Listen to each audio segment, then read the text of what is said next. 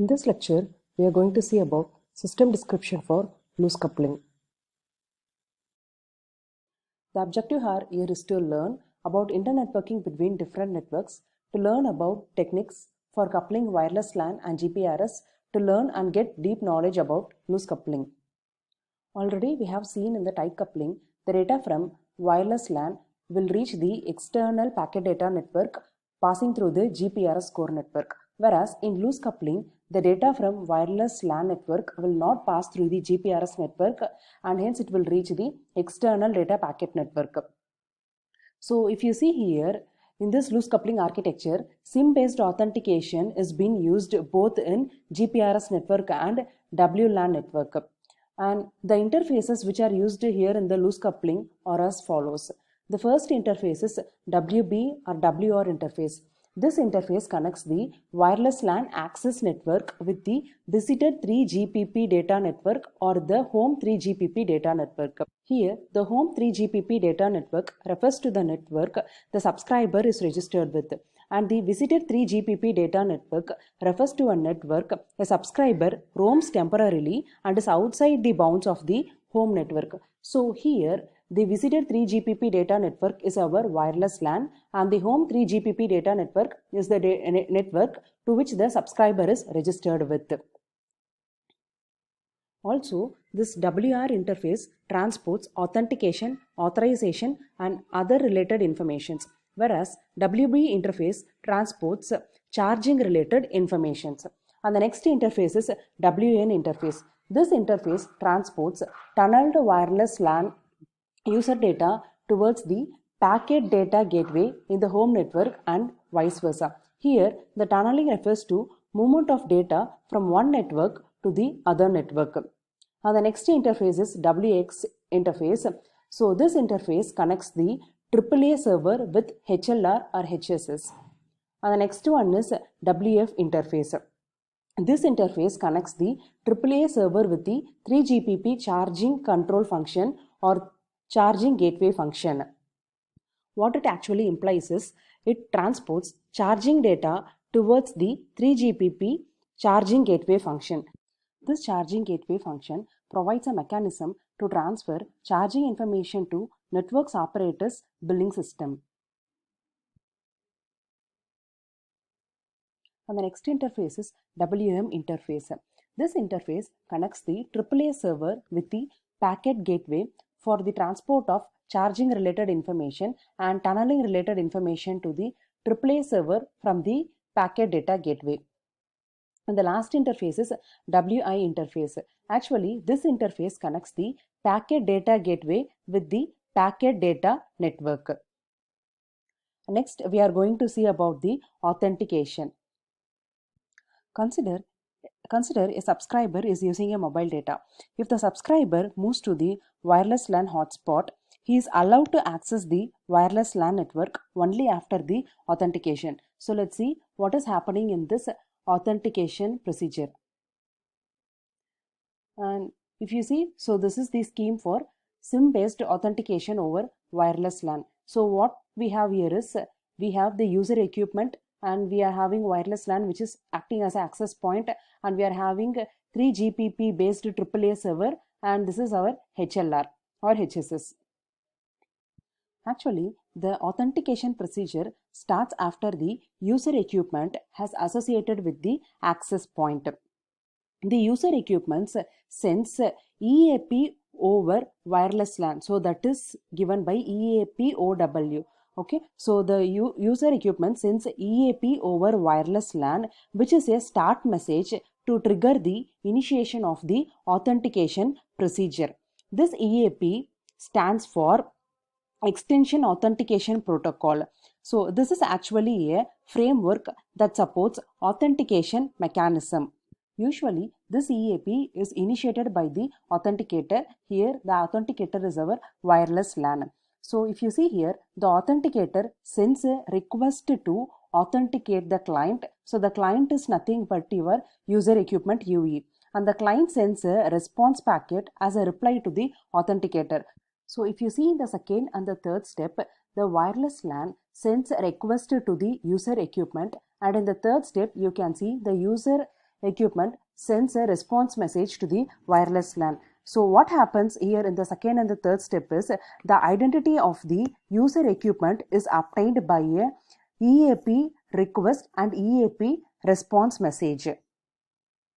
So if you see in the fourth step, the access point initiates radius access request to the access gateway. So the access gateway is our AAA server. So here the radius stands for remote authentication dial-in user service.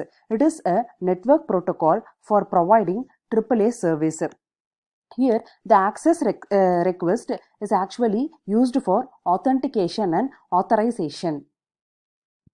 And if you see in the second and the third step, the identity of the user equipment is authenticated, and hence if you see in the fifth step, the authentication message is sent to HLR or HSS. And in the sixth step, the HLR or HSS send back the acknowledgement message. And if you see in the step 7, radius access challenge is sent to user equipment from the gateway via the access point. Here, the access challenge message is sent for the request of additional information from the user equipment. And if you go for the step 8, we can see the access point sent EAP request. So this is nothing but given as RAND, which is called RAND. So this RAND is nothing but a 128-bit random number. So this 128-bit random number is sent to the user equipment. And if you see in the step 9, the EAP response, so which is defined as SRES, is sent from user equipment to the access point. This SRES is nothing but a 32-bit signed response which is obtained from 128-bit random number, and it is calculated based on the authentication algorithm. So this SRES is basically calculated from this 128-bit random number. If you see in the 10th step, radius access request is sent from access point to the gateway. So what happens here is SRES is transferred to the gateway and is compared against the corresponding XRES value that is received from the HSS or HLR. So what is happening in the 10th step is we are comparing SRES value with the XRES value. So actually this XRES stands for expected response. So this expected response is the value that the network is looking for to indicate a positive response. And if you look at the step 11, what happens is if the values, that is the value of XRES and SRES is matched, then radius access accept is generated. So what it indicates is it indicates the authentication is successful. And if you see in the step 12, the gateway sends EAP success, which is indicating the successful authentication to the user equipment. And finally, in the step 13, what is happening is the user equipment sends EAP OW key to the access point. So this EAP OW stands for Extensible Authentication Protocol over Wireless. So here what happens is the user equipment sends this EAP OW key message for configuring the session. The next one is user data routing and access to the services. Consider a user is moving from GPRS to wireless LAN network. So then for accessing the wireless LAN network, the IP network selection must be done in the wireless LAN network. So this IP network selection is done based on the parameter which is called wireless LAN network access point name. Here the user equipment indicates the desired IP network which it wanted to choose with the WPN. Then the wireless LAN network authorizes the request of the user equipment, or we can say it verifies whether the user has the right to use the WAPN in the wireless LAN network. Finally, after selecting the IP network, appropriate tunnels are established in order to route the user data packets to the selected IP network in the wireless LAN. Next one is 3GPP based charging for wireless LAN. Here we are going to see how the user is going to be charged while using the wireless LAN network. Here, the scenario is explained for the case of prepaid user.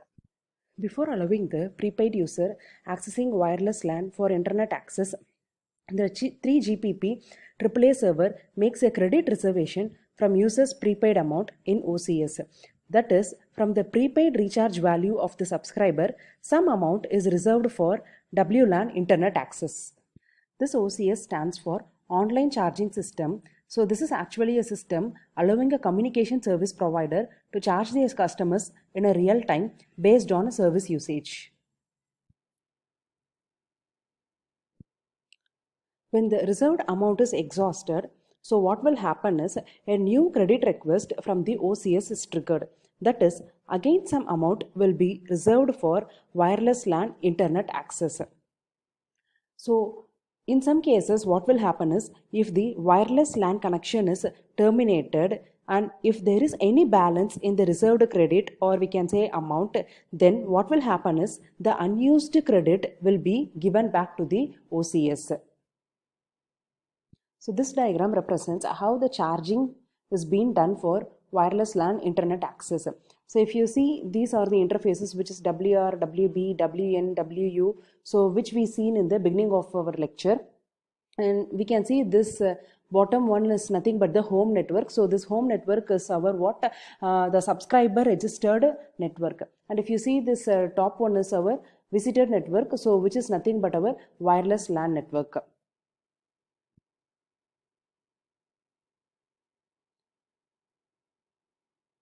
So this is all about system description for loose coupling. Thank you.